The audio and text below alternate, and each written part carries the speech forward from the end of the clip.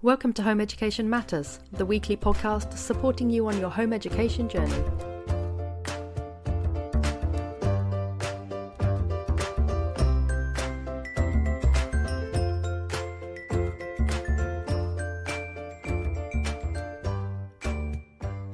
Hello and welcome to another episode of Home Education Matters. And today I'm joined by Mary Middlebrook from IndyEd.com and Next Level Homeschool. And I'm very excited to have Mary on because my children have done a lot of her courses. My son did her whole marine science course from start to finish.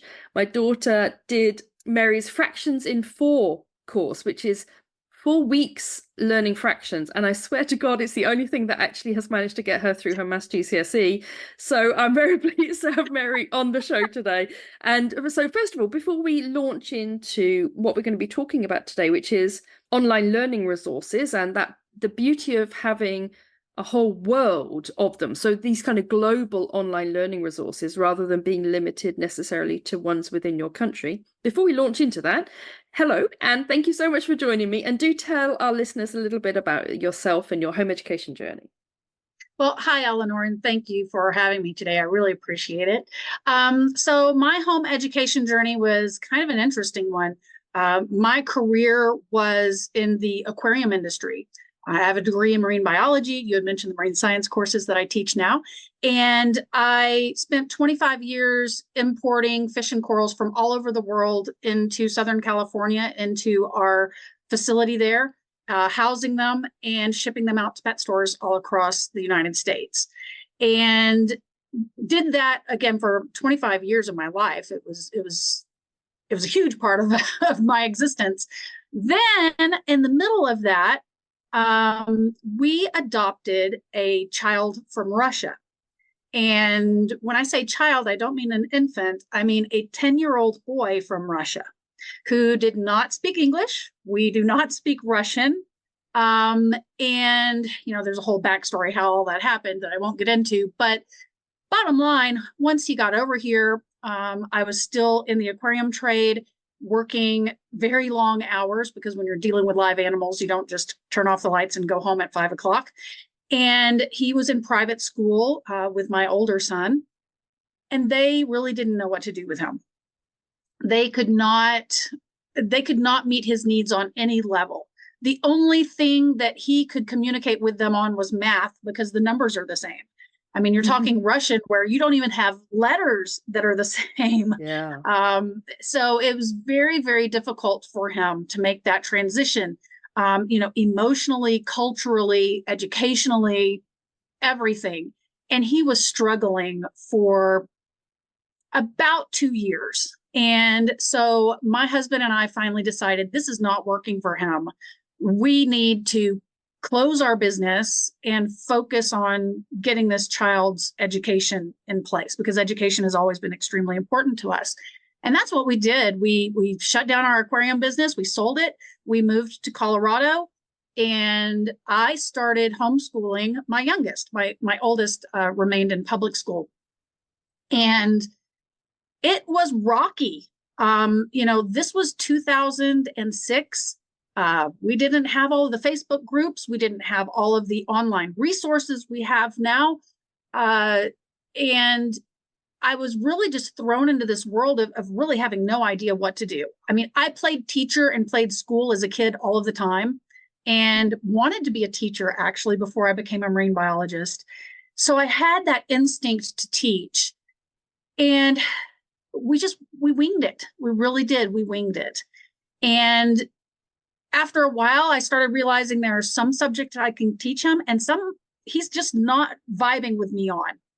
English, like writing and things, those were very difficult for him, as you can imagine. And he and I were just butting heads. So I started outsourcing those to in-person tutors. So that was kind of my first foray into, well, homeschool can be something outside of the home if need be. And that worked really well. Then we made another move to Texas in 2010.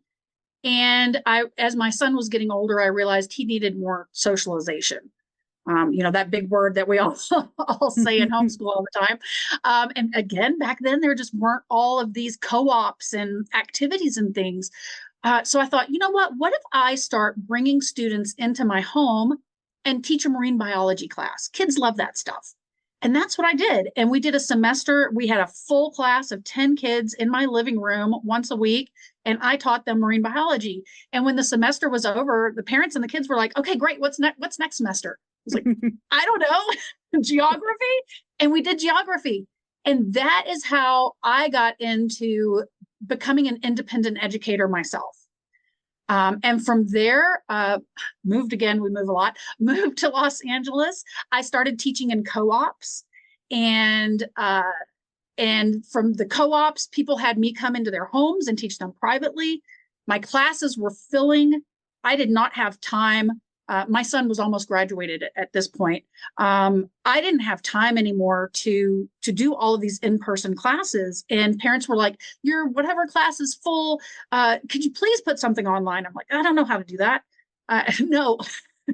Well, the demand got so great that eventually I did put my courses online. And the first class I did was a class on Costa Rica in 2015. I was living in Costa Rica for the summer. I created a class about it. Put it online. It filled immediately. And I was like, I'm on to something here.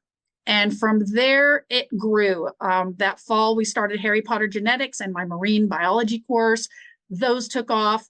And now we're up to almost 100 classes 9 years later.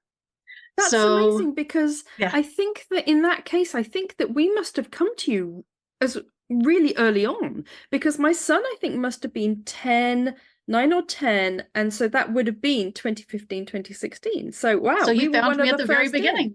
How Yeah. cool. One of the So OGs. Exactly. Yeah. So what sort of classes do you do now? Do you stick mainly to the sciences? I stick mainly to the sciences. So I think maybe about 2018, I brought my son on, my older son. He's a history major.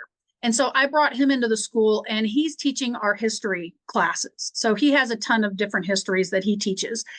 His wife, and they just had a baby. I'm in Colorado now with my very young, week-old and one-day grandson. She is an arts major. So she started teaching our fine arts, visual arts, theater arts, and also language arts as well. So our school basically is family run, with lots of science, lots of history, and lots of arts.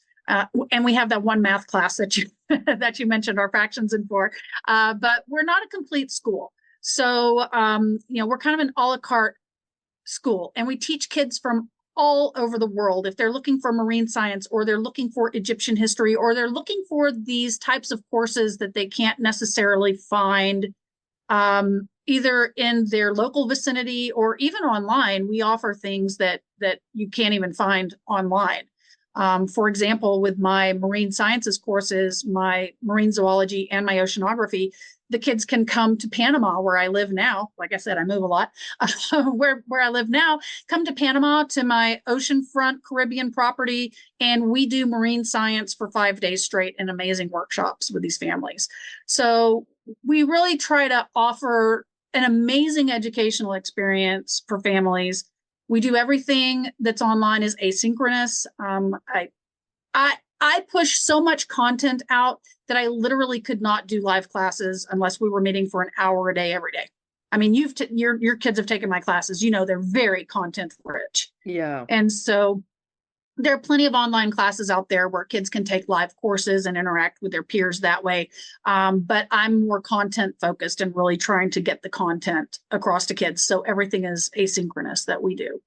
I think as well with time zones, it's really helpful to have kind of on-demand classes, because I know Absolutely. that I think we were living in Thailand when we first found you, and then since then we've lived all over the place, and we've always been able to do your courses because my children can then just watch them whenever they want to, as opposed to having to log on at a certain like Eastern Central Time or whatever it is. That's not even a time, is it? Eastern Standard Time. But the great thing is that it's not just self-paced to where they're open-ended. I found that with a lot of self-paced classes, kids just don't end up finishing them because there's no deadlines. So I build a lot of executive functioning skills into my courses.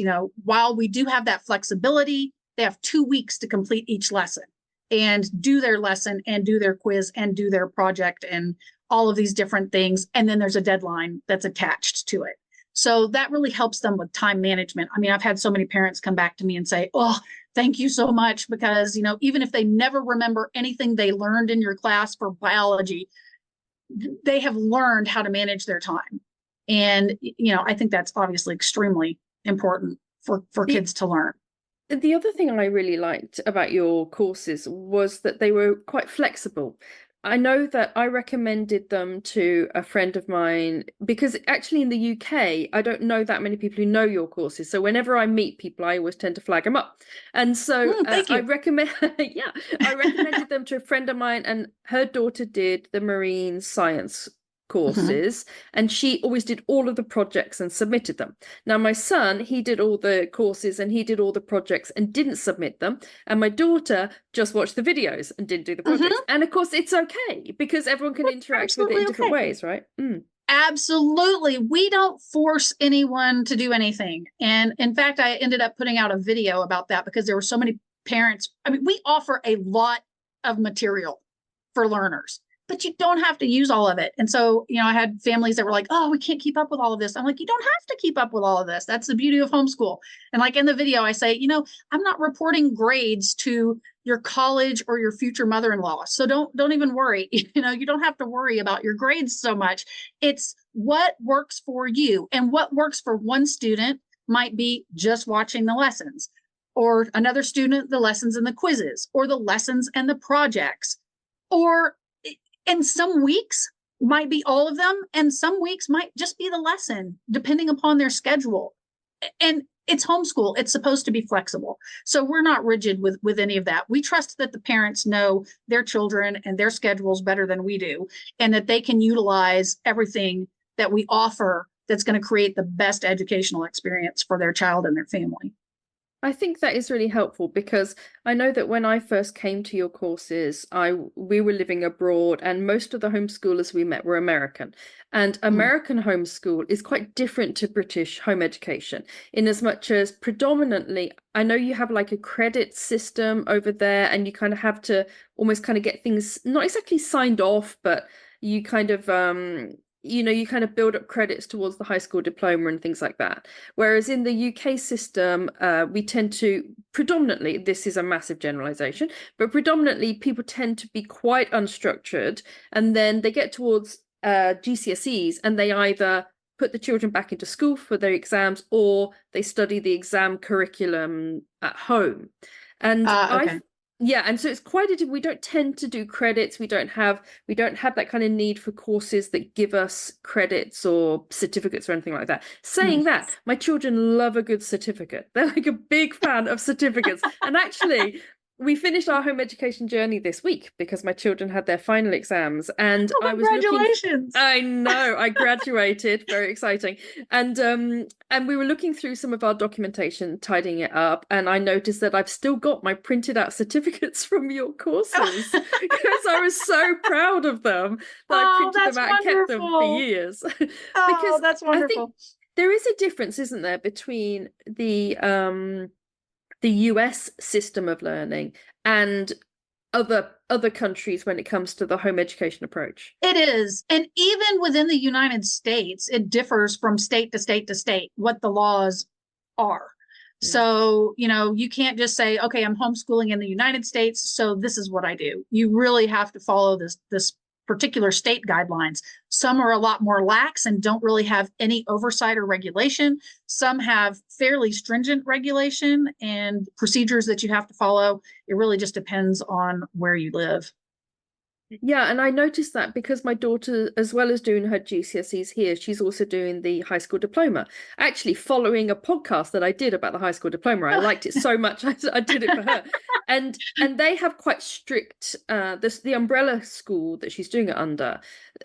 All they do is they do the transcript for you, but they have quite strict rules about you need to have 4 kind of phys ed credits and like certain number of science credits and things like that. And I'm guessing that for some of your learners, they actually take your courses and put them towards things like the high school diploma, do they? Absolutely. Absolutely.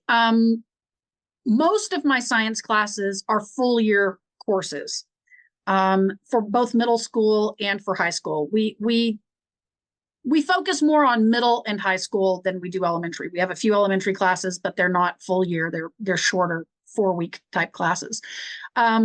So they are full year. What constitutes a credit also differs from state to state to state. So I can never say, okay, if you do all of this, it is a full high school credit. Because again, it just depends upon where everyone lives. And I can't keep up with all of that because we teach not just in the United States, but globally. So that's kind of up to the parents to figure out. But yes, we have most of our parents, if when they're doing transcripts for college, will put our courses down as full credit, because they are, especially like our sciences, they all include labs. There is a lot of work that is involved if they do everything. Now, if they're just watching the lesson plan, that's not really going to constitute a credit in most places because generally credits are based on the amount of hours that you spend on that course. So if you're just doing the lesson plan, then you're probably only doing 1.5 to 2.5 hours of work a week. But if you incorporate the lesson plan and the quiz and the project all together, then you're probably doing a solid 5 to 6 hours a week of work. And that through the full year constitutes a high school credit in most places. Yeah, absolutely. And I know that I think I was mentioning to you before we came on air that my son has just completed his A-level marine science, and he didn't do an awful lot on top of your courses. Your courses pretty much took him up to and including A-level. And certainly I know that in the UK they've recently introduced a marine science GCSE, and actually I think next summer is the first year. We've actually done a podcast on it for anyone who's listening. And I suspect that your marine science courses will more than cover the GCSE because, as I say, they seem to go up to A-level. I would recommend anyone who takes the courses to print off the syllabus for the marine science GCSE so they can just see if there's any gaps. But certainly I found your courses really comprehensive. They are. I don't teach to grade level, and I really don't even teach to age level. I have found that most middle and high school students are up for a challenge. And one thing I really don't like about a lot of the homeschool curricula that I see out there is that it tends to dumb things down so much. And it's so much surface skimming learning. And the kids never really get in depth. And then they never really understand the whole picture. When I'm teaching science, I'm not just teaching, okay, here's this topic this week. Okay, now we're done with that. Forget that. Let's go to the next topic. It's interweaving all of the topics together so the student has a well-rounded, complete picture of how that specific course, all of the components fit together in the big picture. But there's so much that just does big picture and kind of ignores all of the details. And I just don't feel like you can really understand the big picture unless you have those details. For example, my general biology course for high school is extremely comprehensive. From everything I've seen, I think it's probably one of the most academically rigorous homeschool biology courses that you can find. We go in depth to everything. It's one of my longest courses. It's 36 weeks. And I have had students come back to me after going to college. They ace their freshman biology courses and say, I was the only kid in the class who raised my hand for every single question and knew the answer. Like even the professors couldn't believe how much I understood. And that's because we're not just teaching the details, but we're teaching for retention. There's a lot of teaching for regurgitation out there. Watch a video, answer 5 questions on a quiz, spit it right back out. If you miss those 5 questions, try it 10 more times until you get 5 questions right, and then let's move on. That's not learning. That's what I call checkbox learning. I need to learn about photosynthesis. Great. That's how plants feed. Check. Okay. No, you need to go deeper. You really need to understand how it works. And that has always been my goal, is to give students a solid foundation and a solid understanding of whatever it is that I'm teaching them, whether it's fractions in 4 or, what my degree is in marine biology, whatever it is. I want to teach it in a way that they can understand it and retain it and understand how it fits in the big picture, and then take that information into real life. I mean, there's so many, you would think, well, where's my kid that lives in the desert in Arizona going to use marine science in their real life? You would be surprised how many concepts that they can learn and then apply to real life. And that is how you know they're really learning. That's really interesting you say that, because I have a kind of there is an educational model that is emerging in the home education market in the UK, which is what I call a kind of pile 'em high approach. They're webinar style where you pay very little money and hundreds of children watch like a 40-minute class, and there's like a little handout sometimes that you can print out, and then they answer some questions, and then next week you do the same thing, and it's marketed as like a GCSE. Okay, so this is like a GCSE, and it's super popular, and for some reason I've always really struggled with the idea, because for me it feels a bit like I mean, it's like the university model in as much as there's lots and lots of people who are watching a seminar. It's not very interactive, but for some reason I can't help but worry about how much actual retention it is. And when you said that about teaching for retention versus for regurgitation, I think maybe that is possibly my concern, is that I wonder how much actual real understanding is happening. And so for you, the understanding when you're doing an online course, because obviously an online course, an on-demand online course, isn't question and answer. It's not a tutor. It's not one-to-one. It is a child watching a video. But for you, you feel that going deeper and having a lot of context and depth to the information that's being given, as well as making sure it's relevant and something that they can actually, like, learning that they can take into the world. And the other thing I notice from your courses is that you tend to kind of hook children in by making it something that is kind of, yeah, you kind of relate it to, like, your Harry Potter genetics is a classic example. My son did your Harry Potter genetics, extremely difficult. I mean, I'm not a scientist. I actually have a master's of science, but I don't consider myself a scientist. But I found the genetics, oh my God, that was exceptionally difficult, and it's by far the hardest science that he did before he started his A level. And he did that, he was about 14, and he did the genetics, he did the Harry Potter genetics, and he adored it because it was Harry Potter, and he loved Harry Potter. And he found out everything he could about Harry Potter and genetics at the same time. So for me, I think a good course is one where you get a lot of bang for your buck academically, because if I'm paying my money, I want them to learn stuff.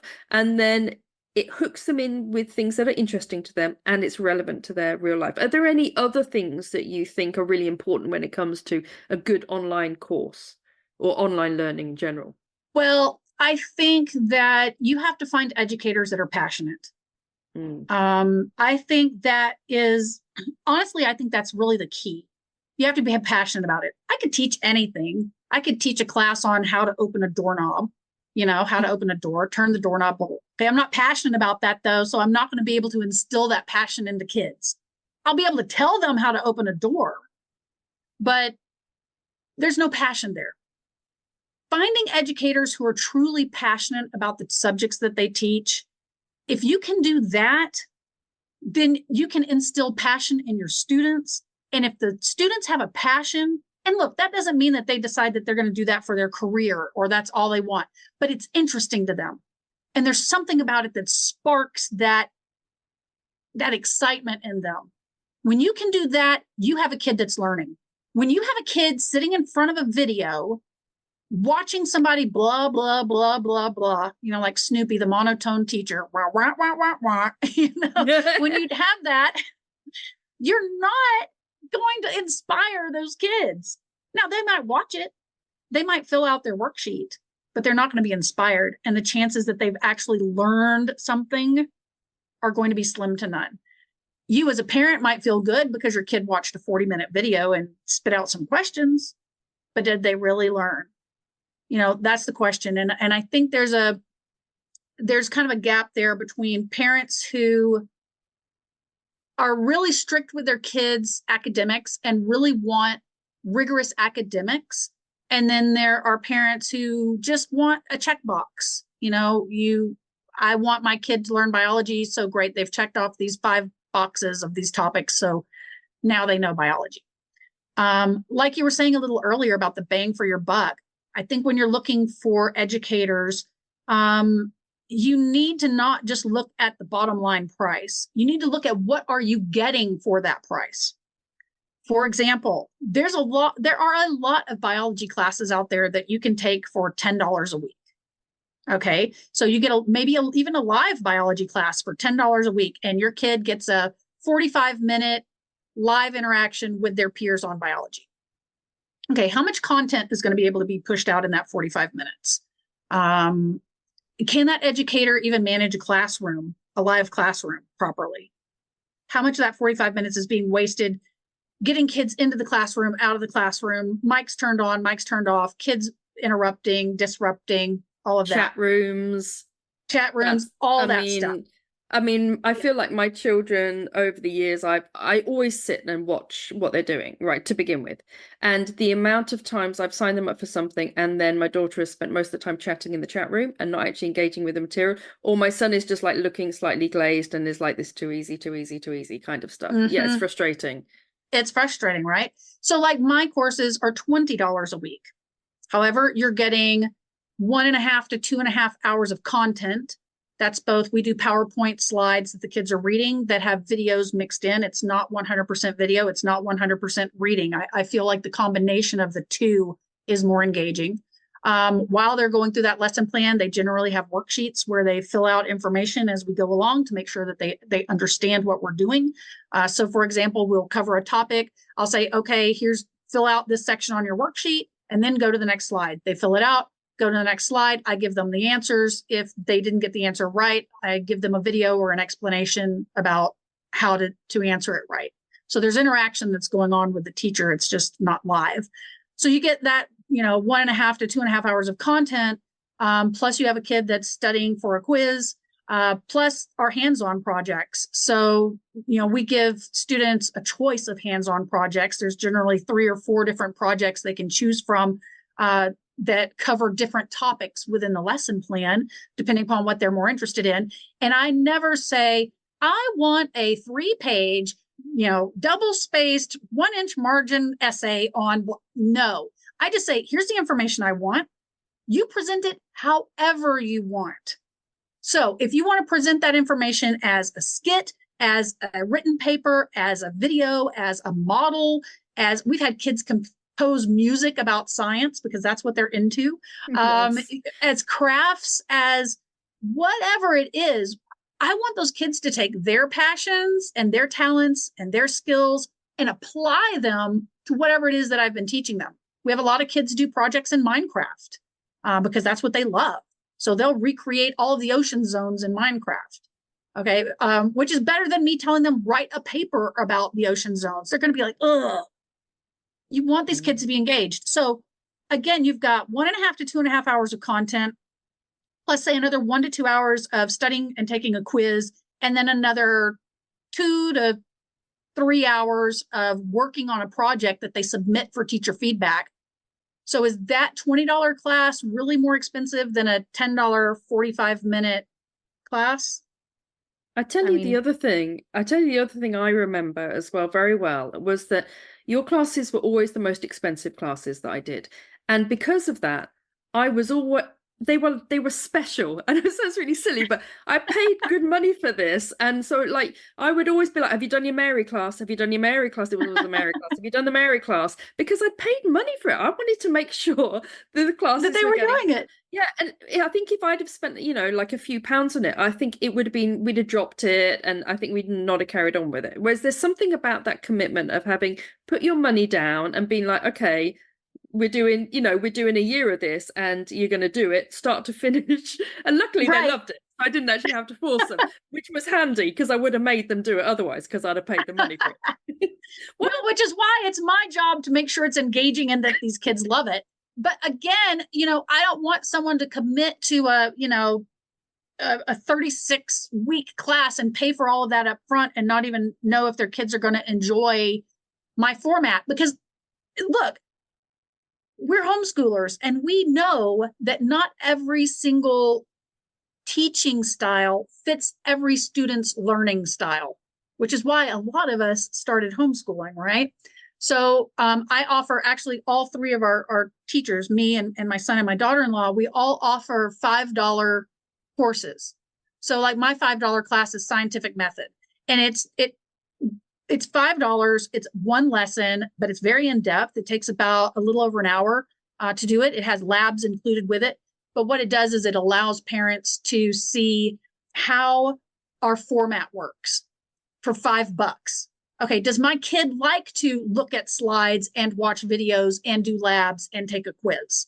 Okay, they don't like that. Then we're not going to sign up and commit for a more expensive class. My kid loves this. Excellent. Now we know that we can go into a more expensive class, more confident that my child is going to enjoy it and complete the class, and I'm going to get my money's worth out of it. Yeah, and I think we started with, I think you did something like Marine Science 101 or something like that, which was We like 4 weeks, did. I think. It Yes. wasn't that Marine biology expensive. 101. Yeah, and Yeah. it was a really good, it was like a 4 weeks or something like that. It was a Yep. really nice starter. So you mentioned about the practical projects. Do you think that having that element in there, whether it's assessments of some description, quizzes, practical projects, do you think that that's important when you're looking at online learning, to have something that you're guided to follow on with in the home on your own with the children? Personally, I do think that that's really important. Obviously, look, anything that I say today and that I say is important doesn't mean that it applies to everyone, because as we know, every child is different, every family is different. But working with more academically, what would be the word for it? Um, Children that are a little bit more academically advanced are the ones that tend to take my courses, for sure. So from working with those kids love a challenge. And I think that it's one thing to read the lesson and watch the videos and then walk away.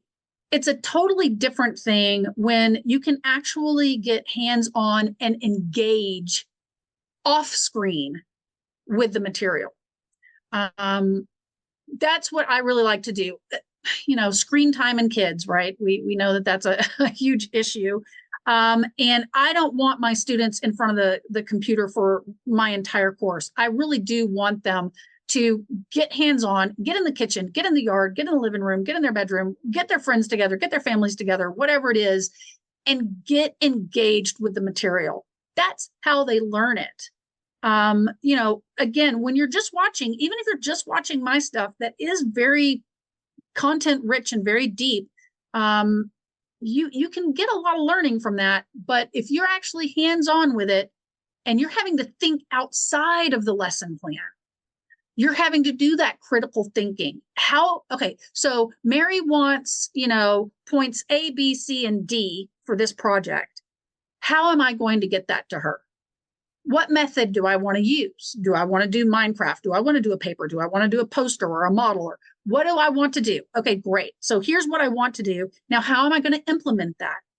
So again, it's incorporating these executive functioning skills that you don't find in a lot of these cheaper regurgitating type courses, where they're not giving these students these projects, or if they do, they're very, very static projects. You know, you do have to do the double-spaced 1-inch margin essay. You know, it's not a free-for-all. And people can go to our Instagram or our website at nextlevelhomeschool.com and see some of the projects that our students come up with, and their creativity blows me away.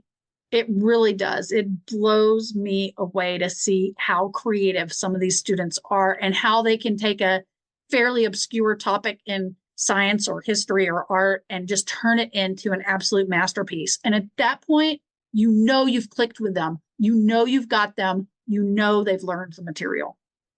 I think that's one thing that I noticed from the very best online learning providers that we've used, is this the different routes into learning. that are all available through the course. And realistically, you would think that actually it's a video format and it's somebody talking. But actually, I know that we did a podcast with Jake from Humanities Learning about how to engage your child in learning. And one thing that I noticed that he does and that you also do is that the child kind of pauses the video. You used to have a very cute graphic that would come up and it would be like, oh, okay, now's your time to like get out your worksheet. And there would be this cute graphic that come up. And then so every like 20 minutes, half an hour or so, the child has to get their sheet and they're drawing something on it or they're writing something on it or they're working something out. And it stops the flow in the best way, because instead of just slightly zoning out, they're like, oh, okay, and then they're doing something, and then you're asking them questions, and then you're engaging them with stories, and then you're using metaphors, and then you've got visuals, and then you've got a video that is part of your video, if you know what I mean. You have videos kind of playing within your video, don't you? And and then at the end of it, then you have projects, things like that. So it's all these different routes in. And I think the very best online learning isn't just one person with a video looking at them and them talking, or worse actually is when you never even see the person, and it's just, you just hear a voice, like YouTube videos. I can't even imagine. Yeah, it's crazy, I think. And so I think, so from what I'm getting is what we're sort of honing down for the best things for online learning is deep learning, kind of deep understanding of the subject. Somebody who is really passionate about it and is able to engage the children, gets them hooked in with things that are actually meaningful to them and learning that relates to their life and also is relevant, that they can then take into the world around them, and has this kind of mixture of different learning styles and different routes into the learning, and has a kind of flow of different activities and different routes in as they're actually sitting there on the sofa watching the video. Exactly. Okay, so I feel like that's a good shopping list for anyone who might be wondering what to look out for with an online learning provider. So are there any other things that you would recommend people look out for? I'm guessing to a degree the person's qualifications. I know that when I was looking at the marine science, the fact that your background was marine science made me think, okay, this person knows about marine science. But I'm guessing that to a degree, a certain solidity when it comes to the qualifications, would you say? I would say yes and no. I think a lot of it goes back to the passion. For example, I teach a lot of different sciences. I teach chemistry. I don't have a chemistry degree. And I teach 3 different classes of chemistry. I teach it for like the elementary kids, the middle school kids, and the high school kids. But I'm passionate about science as a whole. So I really enjoy all of the sciences and like genetics. I mean, that was my second class, right? And I don't have a degree in genetics, and we didn't really study much genetics at university. But it's something that I've always been interested in and passionate about. And I saw how I could probably incorporate Harry Potter with that and really bring kids in. So not necessarily, obviously, I don't have a genetics degree. But I'm able to teach genetics in an engaging way. And I think what you really need to do is, and I think a lot of parents don't do this, is really interact with that educator before you sign up for the class. Talk to them. Get a feel for it. I mean, anybody can put any kind of credentials down on a website or whatever. I mean, I know people who have degrees, masters, doctorates in marine biology that wouldn't be able to teach it to kids. So there's a balance there for sure. You have to be passionate about the subject. You have to be able to teach the subject. Obviously, if you have some educational background in it, that helps. But I don't think it's required. I really don't. You were saying earlier about, you have the shopping list now for what you need. Then now that you have the list, which grocery store are you going to go to? And when I started Next Level Homeschool back in 2015, there were not a lot of grocery stores out there. That is so true. Very, very few grocery stores. This was even before the big corporations started getting into education and offering online classes for everyone, for everywhere. So I think one thing I see, let me take this grocery store. I love my analogies. If you've taken my classes, you know I love my analogies and my puns. So let me take this grocery store analogy a little further. You have your mom and pop grocery stores, and then you have your Walmarts. I don't know if you have Walmart in the UK, but We don't have mom and pop grocery stores. We have corner shops, which I think is the same thing, okay. right? Same thing, right? So run by individuals. And then you have the huge corporate ones like Sainsbury, right? Would probably be yours. Okay, something like that. I love Sainsbury. That's why I said it. So I miss it sometimes. So you have your big corporations that are kind of these huge conglomerates. And then you have your smaller mom and pops. And as homeschoolers, I feel that we just instinctually are more mom and pop oriented than we are corporate government oriented. Not to say that you get a bad education all the time from the government or a bad education through corporations. But I think that just instinctually and just kind of how our mindsets are as homeschoolers, we're more independent and that we should be geared more toward independent educators. And that's one reason why I started my new venture, which is called IndyEd.com, and with the Indy being independent. IndyEd. IndyEd, INDYED.com. It's like I said, when I started in 2015, we didn't have a whole lot of grocery stores. It was me and maybe a very small handful, especially for secular learning in the United States. Fact, you had more in America than we had in the UK. We had Wow. none in the UK. I mean, it was honestly, you were the first ones we came across. We also used Acellus, which is, I think is now called Power Homeschool or something. We used those. They were also American. And there was nothing else there was nothing in the UK, and we used American providers for that reason. And there weren't, like you say, secular. There were not many. Yeah, there were not many. So the corporations started coming in about a year after I started in 2016, and started kind of coming in and sucking up the online education business. And then COVID hit, and online education boomed.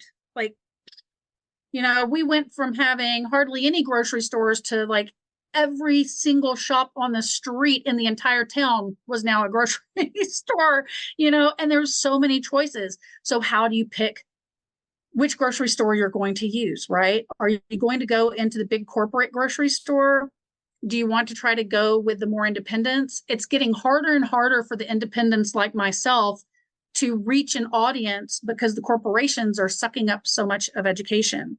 And I could go to the corporation. I could take my product to the corporation and pay between 30 to 60% for every student in commission fees.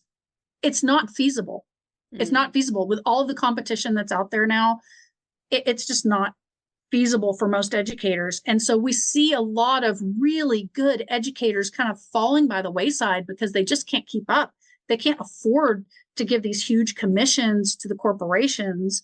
And if they try to go on their own, like I did in 2015, there are so many grocery stores. How do you get somebody in? You can put up a website. That doesn't mean people are coming.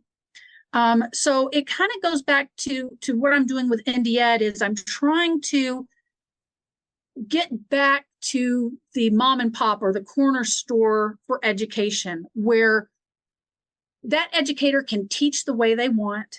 Because as educators, we know what we need to do to teach the way we teach. The corporations are telling the educators, here's how you have to teach. It's a problem. It is a problem. So I wanted to give independent educators the ability to teach exactly the way they want to teach, whatever format, whatever tools, however that is. And then let the parents decide, okay, is this the educator for me? Okay. So through IndyEd.com, we have this huge database of online classes and downloadable resources and all of these things, both non-secular, so you can get religious offerings there, and secular as well. We have search filters to sort all of that out. So it's all inclusive for everyone. And then you can just contact that educator directly. and that educator is free to teach exactly the way they want to teach. If someone is stifling me and saying, look, you can only use this tool and this tool and this tool to teach, I can't necessarily, I won't have the freedom to do the things that I feel I need to do to really get the point across to kids. And so by going directly to educators who are then allowed to teach the way they want to teach, I don't sell classes at IndyEd.com. You don't come and buy classes through that. All I'm doing is connecting you with independent educators all over the world. So we don't say we can only take teachers from this country, and this country. I'll take teachers from anywhere who are teaching anything, any way they want to teach it. I don't want any control over that. I trust that the parents have enough good sense to contact the educator and talk to that educator who is going to be in charge of their child's education, whether it's for a day or a full year, and make sure that it's a good fit for them. And so I think that this is where some of the parental responsibility comes into education. Just because everybody recommends Corporation A and says that that's the best, is it really? Or is it just because that's the easiest for everyone to get into? Are there better options out there? Are there better ways of learning? As a parent, I feel like it's your job to go out there and explore what there is. There's a lot. I'm not going to lie. There's so much out there right now. It's hard to sift it down, and we're all so busy. So that's why I've just created this database and this website where parents can go in, they can sort by, is it secular or non-secular? What age? How much do you want to pay? What is the subjects, and neurodivergencies as well. If you have kids that have neurodivergencies, you need to be able to find teachers that specialize in that. And so we have those options as well. So what I'm trying to do is just bring everyone together on one website so parents don't have to run all over the web trying to find what they're looking for, but then they can get in contact with high quality, passionate educators, talk to them, and make sure they're a good fit for their kids and their family. That sounds amazing, because I know that, like you say, there's been such an explosion in online learning and providers of online learning, and the quality is vastly different. Vastly, even tutors, even just tutors in the UK. Yes. I've had some tutors who they've turned up for the first session and they just teach the lesson plan that they would have done in the school. They turn up, they've got their year 10 lesson plan, they sit there across Zoom and they think they can do the year 10 lesson plan with my homeschool child. That's not going to work, No. because that's not how they've ever learned. And then there's other tutors who are amazing. They contact you in between sessions, they send you things they've seen on the news that might be relevant to the learning. It's such a different thing. So would you say, when it comes to these kind of mom and pop shops, the kind of independent learners, that having an awareness of homeschooling or having a background in homeschooling or anything like that is important? Or do you find that that's not necessarily, that doesn't necessarily matter? I do. Whereas I don't necessarily feel the credentials are important, their degree. I do feel like homeschooling is a completely different mindset for most people than people who have their students in traditional learning, public schools, private schools, whatever. So I do feel that educators who have an understanding of that homeschool mindset, how homeschooling works, and that it is a more individualized type education than the, big box, one size fits all type education that it happens elsewhere. I do think that's important. So again, I think that's where people can reach out to educators and talk to them. How do you teach? How have you handled homeschoolers in the past that learned this way or learned that way? But then the flip side of that is, especially in some of these larger corporations, we see this influx of homeschool moms who all of a sudden think that they can teach and make some money. And that doesn't necessarily work as well. So this is why I'm saying it's so important for parents to connect with their educators before a class. Once you've paid and you're 3 weeks into a 16-week class and you see it's not working, that's not the time to start talking to the educator. At that point, it's too late. You need to be doing your talking and having your questions beforehand. I think most people would not just drive up to some random mechanic in some random town and drop off their car for major car repairs. They would go check reviews. They would talk to mechanics and say, hey, here's the problem. What do you think you can do? They wouldn't just drop it off. And I feel that we do have a lot of homeschool families now that are so busy that they're just kind of dropping their kids off at the educator without doing that research and without speaking to these educators and understanding what they're getting into before they get into it. And then if they have a bad experience, then I'm in a lot of the Facebook groups, and then I see people saying, oh, all online education is horrible. No, it's not. You may have had a horrible experience. How much of that responsibility is on you as a parent for not doing your proper research, and how much of that responsibility is on the educator? Yeah, I agree. And I think that in the UK, one thing we're finding is that there's been a real shift in the dynamic within the home education community over the last, say, 20 years. 20 years ago, you'd have got a lot of very ideological home educators, and they're very actively involved in their children's education, and they see education at home as something wonderful to get involved in. And then I think there's been a shift. I don't know if you've had it in America, where children are now being failed by the school system.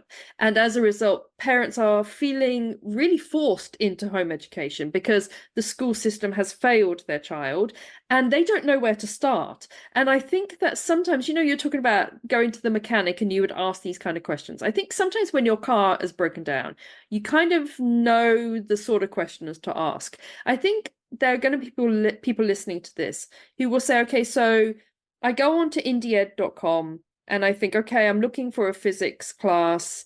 I don't know anything about physics. I'm totally out of my depth. What actually should I even be asking these people? Mary says I need to be asking all these questions. I don't know what questions to ask. Are there good questions that you can think of, like generic questions that we should be asking? I think some of the top questions would be, how long have you been teaching? I think that's important. Especially during COVID, we had a lot of people getting into online education because they saw it as an easy buck. In fact, some of these larger corporations were putting out advertisements, come and make thousands of dollars online teaching. Okay, so then you get people coming in, they're just like, oh, hey, I just have to sit on a Zoom call for, an hour and I make, $150 an hour or whatever. Not necessarily. So talk to them about how long they've been teaching. And again, don't discount someone just because they started teaching. I just started teaching in 2015, right? That didn't mean that I was a bad teacher. I feel like I've gotten better, obviously, over the last 9 years, but I was still a very good teacher then. But see kind of what type of experience they have. If you are a homeschooler, and that has been your mindset all along, discuss with them your child's individual needs. That's the beautiful thing about independent education. You can't go into your government-run school and talk to the teacher about, this is how my child learns, and these are their neurodivergencies, and these are their behavioral issues, and these are their social anxieties. They don't want to be on camera or whatever it might be. So I need you, not I need you to, but can you tailor my child's education to the needs of my child? Some educators can, some educators can't. But it's a good question to ask, especially if you have a child that does have needs that might be out of the norm. I think other good questions to ask would be things like, what are your expectations for my child? Different educators have different expectations. I hate to say I have no expectations for my students because I do expect them to do well, but I don't I have no huge requirements from them. Here's the information. It's up to you and your family to put it together for your education. Some educators are a lot more stringent, though, and they do expect the kids to take the quiz and do a project and do this and do that and da, da, da, da, da. So you need to see, is the way that educator teaches, what are the requirements they have for your child? And are those requirements going to work for your child and your family? Again, because it's an individualized education, that educator's way of teaching is going to work perfectly for some people and not for others. Same with mine. My classes work fabulously for some and not at all for others. And that doesn't mean my classes are the best classes or the worst classes. It just means that everyone has a different way of learning. So, and I think it's very difficult for a lot of new homeschoolers, especially, to even know how their child learns. They really don't know. Especially at the start of the journey. Especially at the start. I mean, I didn't. I had no idea what I was doing in 2006 when I first started. And I mean, it really took me a few years to kind of get my feet under me and know what I was doing. And I think it's important. I mean, this is a little off topic, but I do think it's important for new homeschoolers to understand that there is a learning curve. You are not going to know everything about homeschooling the second you decide to homeschool. There's so much to learn, and you're not going to fail your child. You're not going to ruin your child because you make a few homeschooling mistakes. We all have made mistakes. It happens. Learn from them and move on. Don't get depressed and feel like you can't do this and it's impossible. There's always a workaround because, again, it's individualized. It's not one size fits all. So you just kind of got to keep trying until you get it, until you figure out what your kid needs. And it can take 2-3 years for that to happen. Yeah, I know. I mean, just from my perspective, if we just take maths, and anyone who's listened to a few of my podcasts will know that me and maths don't really get on, and my daughter and me and maths are a little triumvirate that do not get on. And we have had quite a tumultuous history when it comes to our maths. And she loved your fractions in 4 class. It's the only maths she's ever been super engaged with. She also quite liked Life of Fred, which are slightly quasi-religious but fictional kind of stories that weave maths in. She quite liked that. But we have had instances where I remember when she was about 6 or 7, so quite early on in our journey, I was throwing maths books around the room. I was literally throwing them around the room and being like, oh, having a kind of proper meltdown. And you do. And looking back, I'm quite have a kind of fondness for that, because I see now that we were very much starting out and starting in the journey. We were doing Kumon worksheets. It was never going to work. It was always a disaster. And it took a while. It takes a while. And I think sometimes you can think, oh, I'm failing my child. Oh my God, they haven't done maths for 3 weeks, or then you meet some parent of a child who's ridiculously good at maths, and then they tell you what their child is doing at maths, and you think, oh, my child is like 4 years behind in maths. And you can go onto a bit of a spiral, can't you? You absolutely can. And then you have to remember that the child who is excelling at math, whatever it was that they did to excel at math, doesn't mean that your kid, if they do the same exact thing, is going to get the same exact outcome. And even with siblings as well, that's what I found. Yeah, absolutely. Every kid is so individual. That's what it goes back to. It's that every kid is independent and individual.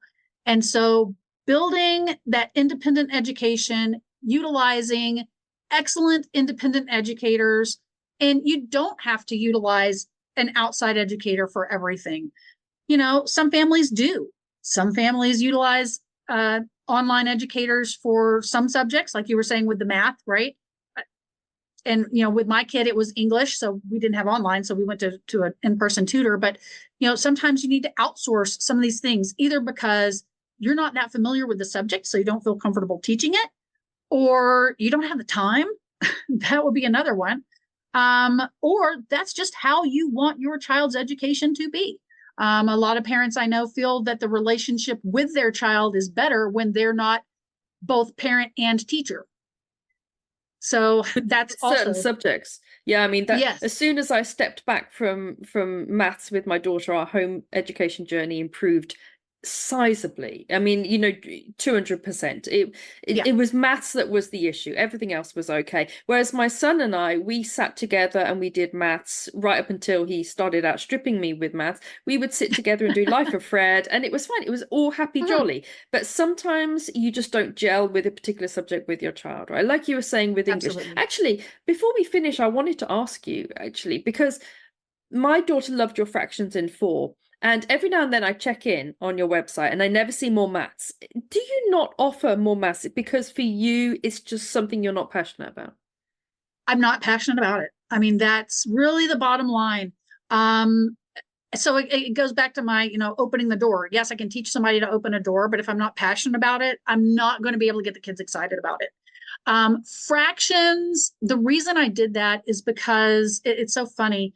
I was doing one-on-one tutoring with a lot of my students in Los Angeles for math. And we were doing pre-algebra mainly, and some algebra. And they would see a fraction on a page and freeze. I mean, just freeze. And I'm like, you know this. But every time they see that one number, a line, and a number under it, it just, they didn't know what to do. And I was like, you know what? We're never going to get through this if you don't have a strong foundation in fractions. And so I created the fractions class. And I was passionate about that because I saw how my students were struggling personally with fractions. And I wanted to make fractions more accessible and fun and like, oh, okay, yeah, now I get it. So now I'm not so scared of 5/8. It's not that terrifying, you know?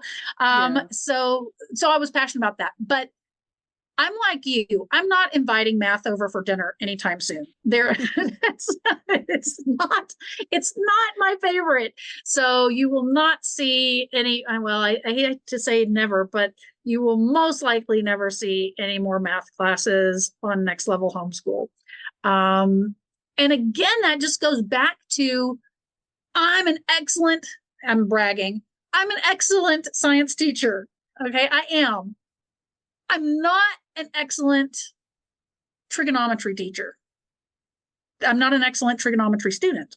so, so that's where, if I had a kid that I was homeschooling right now, I would be outsourcing that, going and looking for an independent educator that could meet the needs of my child and my family and teach that in a way that my kid is going to get it, which I guess kind of goes back to the thing where you were asking what questions to ask.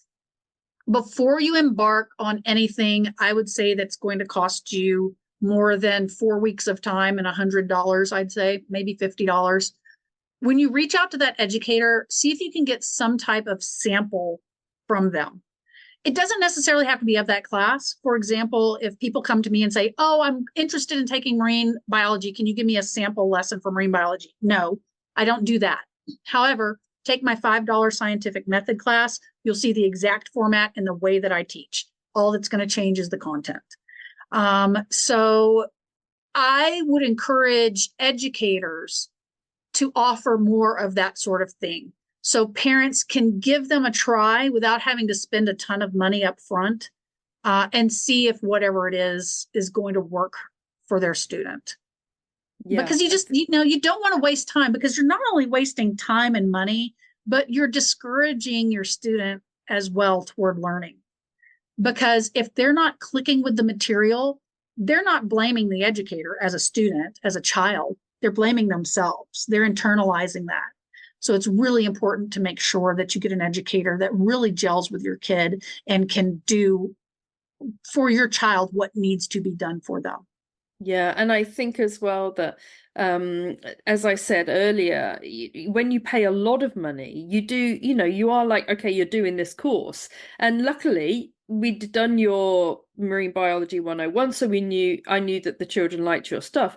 But I would have been really quite upset if I'd have paid X amount of money out and then my child wanted to drop out. I think I'd have felt that I wanted to put them under pressure to continue. And that's the worst, isn't it? Absolutely. It's the worst thing you can do. Because again, it just goes back to you're discouraging your child, you're frustrating your child, you're making your child feel like a failure, you're making learning a chore. Learning should never be a chore. Learning should be fun.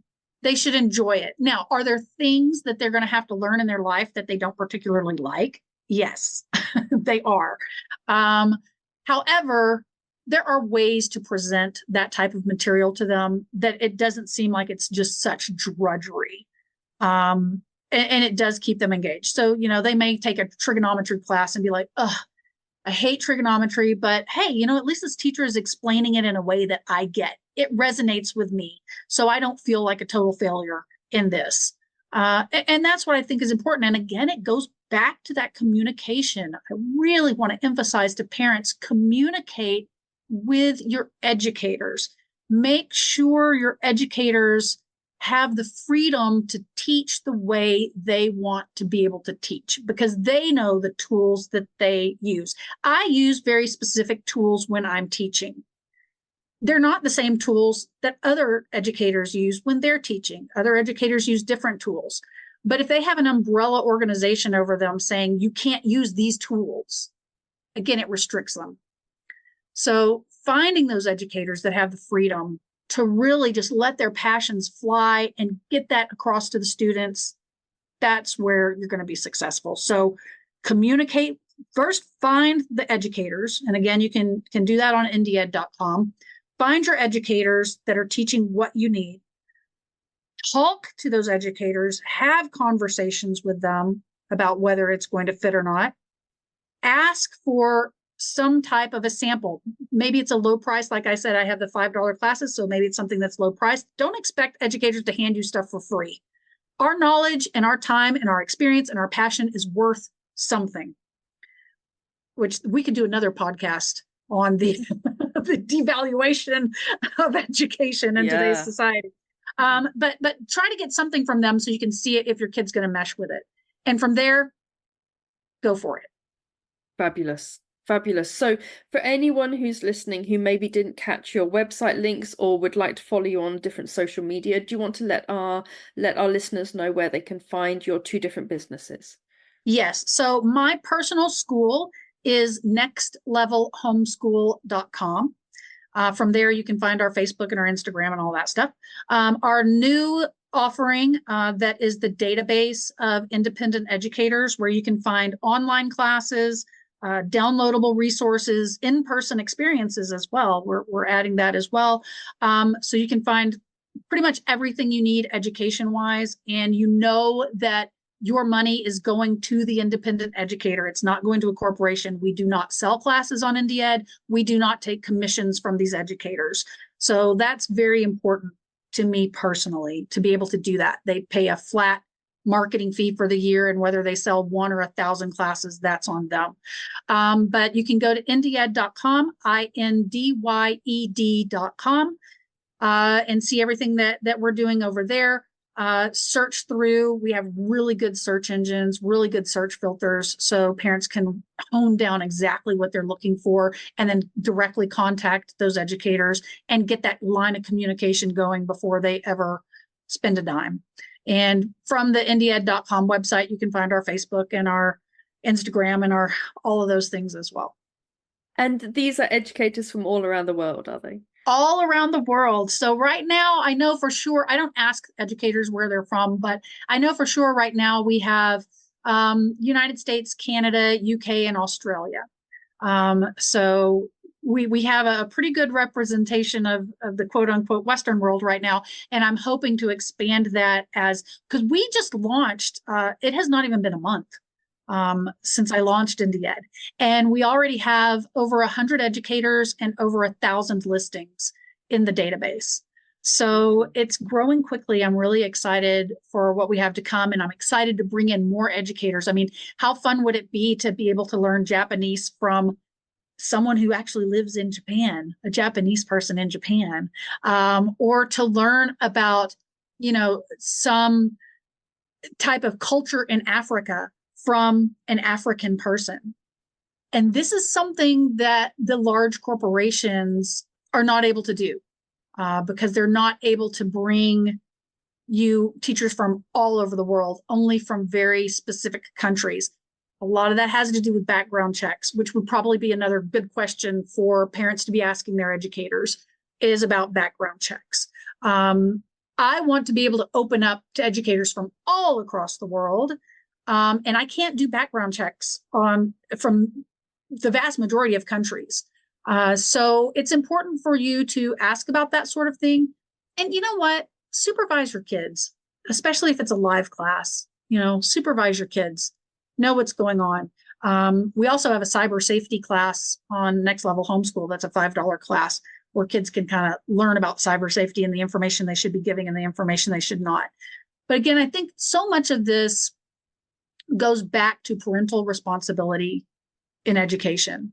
When you take on the responsibility of homeschooling your child, you need to take on the responsibility of vetting your child's education, whether that is through textbooks that you're using on your kitchen table or outside educators from all over the world.